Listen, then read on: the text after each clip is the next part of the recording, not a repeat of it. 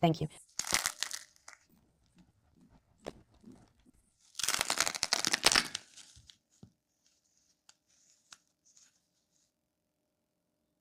If you saw my last video, you're already an alchemist. And I'm sure you already have your bubbly, perfect sourdough starter ready to begin your sourdough bread.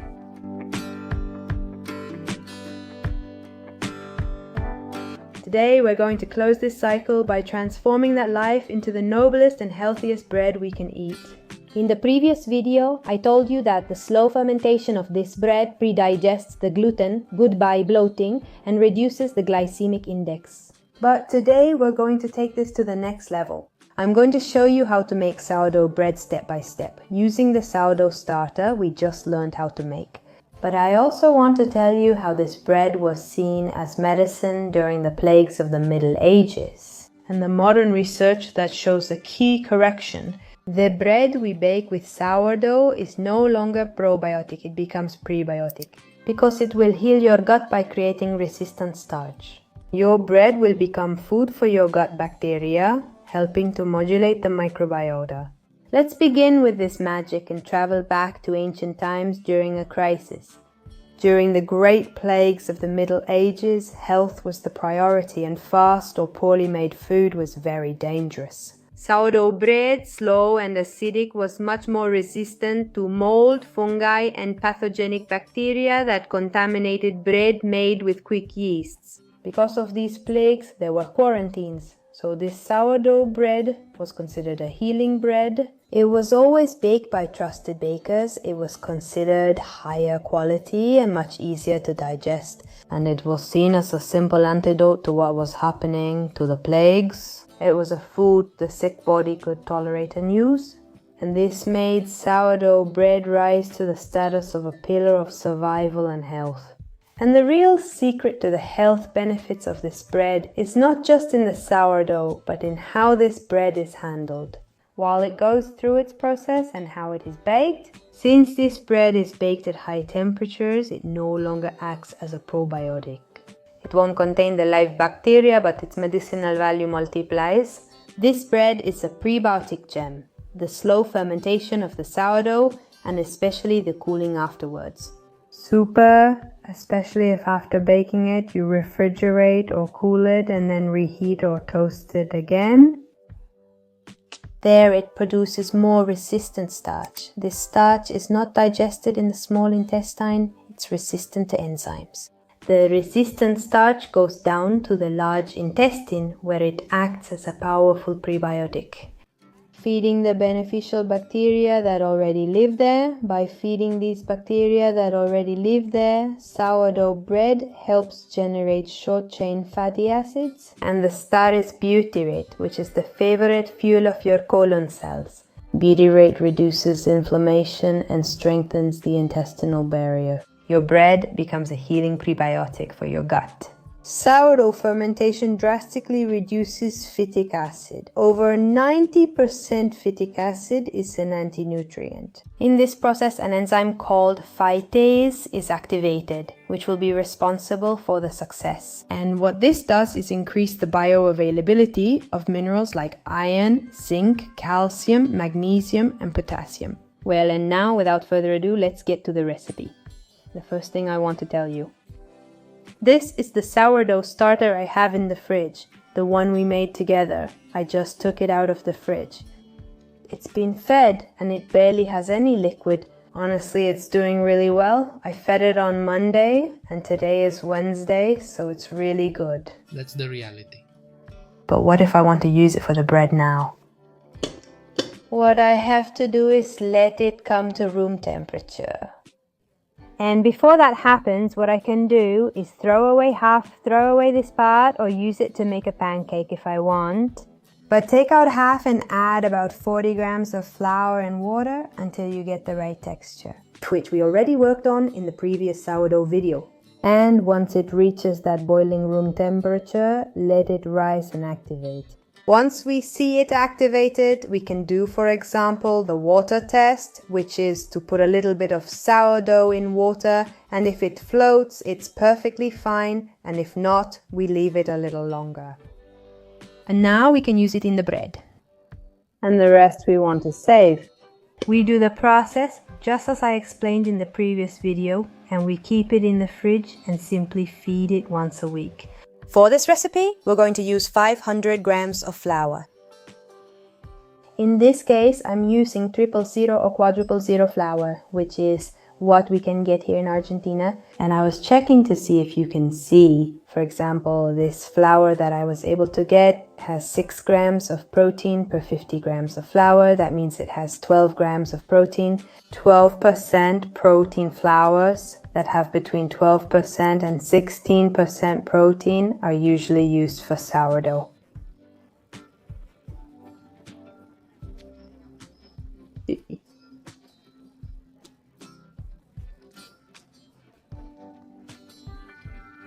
Fried, that's how it is, Tierhollen. Fried pasta. For flavors and warmth, it has whole wheat flour. It's because it has fiber, and fiber is like a little shell from the wheat that cuts the gluten network and doesn't allow for those famous sourdough rises. Shall we say then 500 grams of flour. Of water we add 350 grams, but what I do is not add it all at once. A little more than half of what I have there, I set this aside, and now I'm going to add 100 grams of my sourdough starter.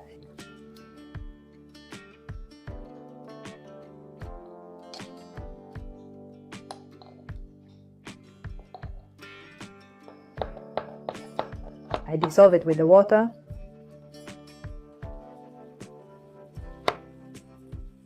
And now I start to mix it in, the flour.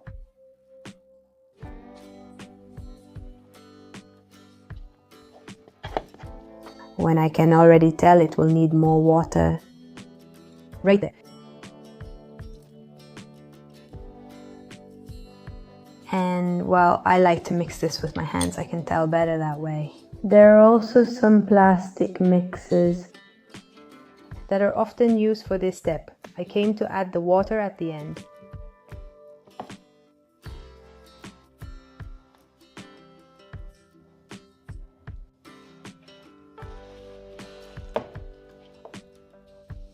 Right now what I'm doing is just hydrating the flour and making it mix together. Our sourdough starter, our mother yeast, so that it integrates well.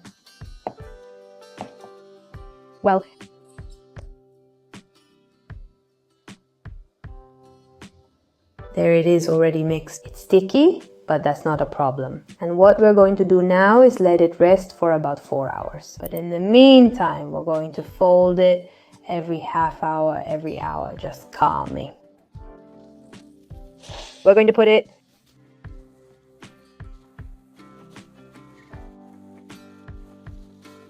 with a bag here, where the temperature is pretty nice because the oven is on, so it's going to rise gently at its own pace.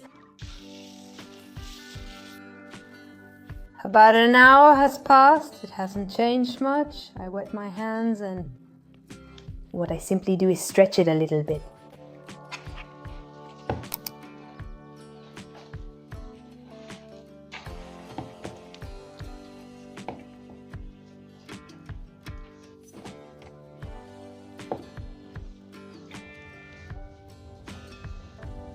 There it is, ready for now, and we put it back in the bag.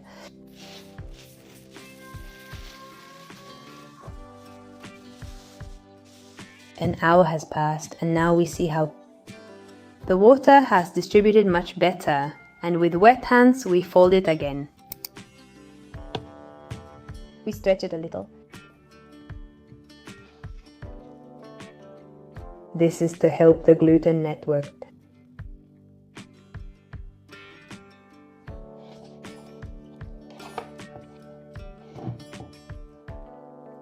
And then we break it. The last one. And here we go. We let it sit a bit longer. Now I put it in the bag. Very well. We leave it for a little while longer. There, look, that's it. 90 minutes have passed and you can already see them. Some little balloons. With wet hands, we do the same.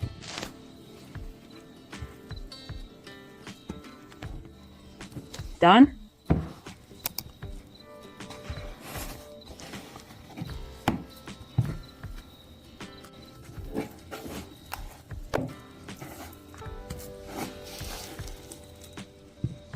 Well, I forgot to add the salt, which is done before.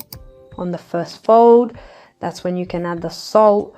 We'll have to add it now. It's 10 grams of sea salt, so let's mix. It's super sticky.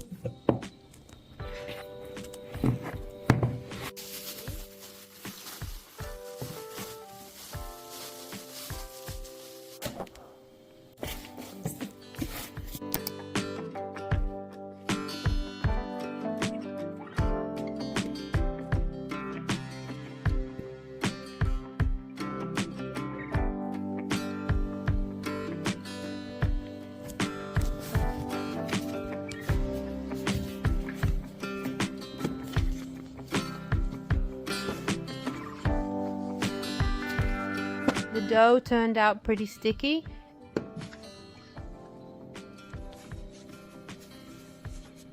I'll stretch it a bit.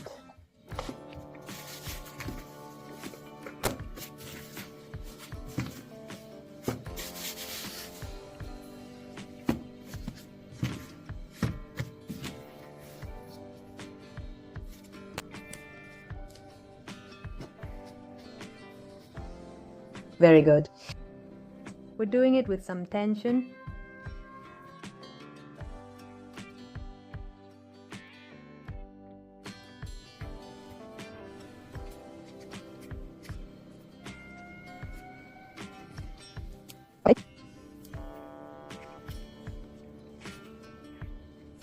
Done, that's it.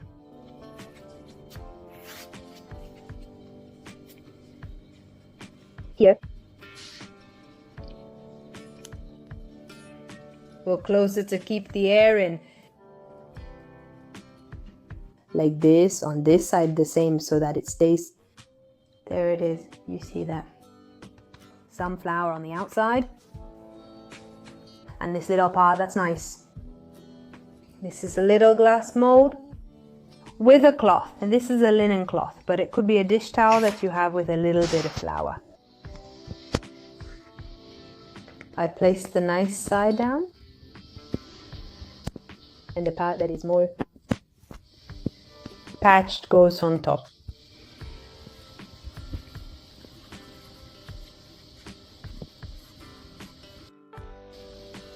And well, then the gluten settles on its own, and what we're gonna do with this little bread is put it in a bag. And just like that, we refrigerate it overnight.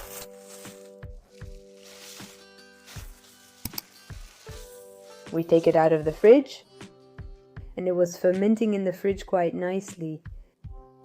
And it was there for a little less than 12 hours. We have in the oven.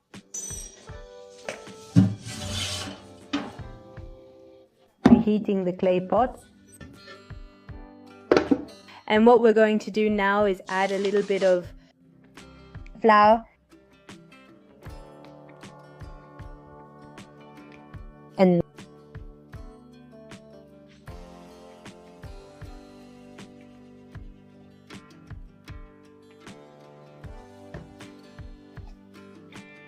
there we make a little cut.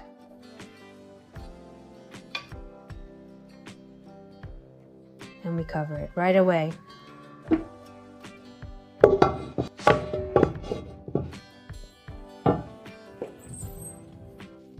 We take it to the oven. And it's ready, it's ready. Well, and in the oven it will be for 20 minutes with the lid on. Then we take off the lid and leave it for 20 more minutes in a hot oven. 240 degrees, 200 degrees really hot. 20 minutes have already passed, and only we take off the lid.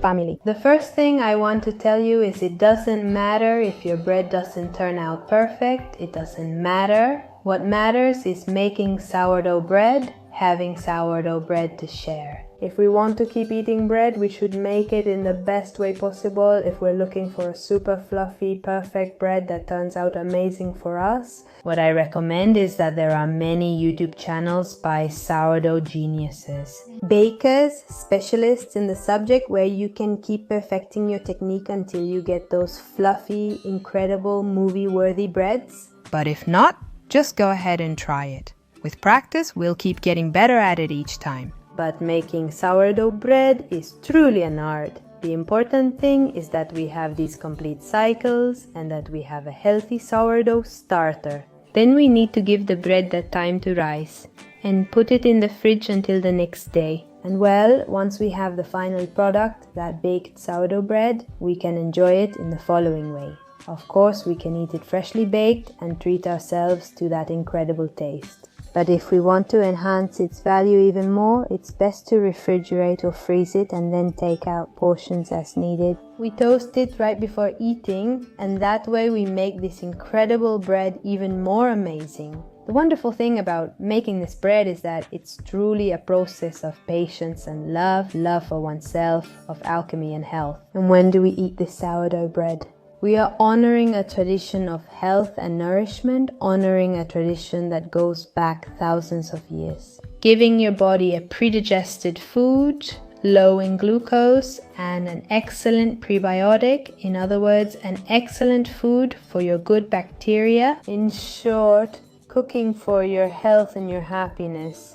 Tell me in the comments, what did you think of this video? What did you think of this bread? Did you know all its benefits? I'm Danaya Aguilar. If you want to explore the mind, body, and spirit connection further, visit my other channel, Portal Coherencia. There we explore neuroplasticity and meditation in depth as key tools to achieve greater well-being and balance. So while we are walking this path, let's learn to transform our lives and manifest what we dream of, what is in our hearts. I'll leave you a direct link here for you to visit.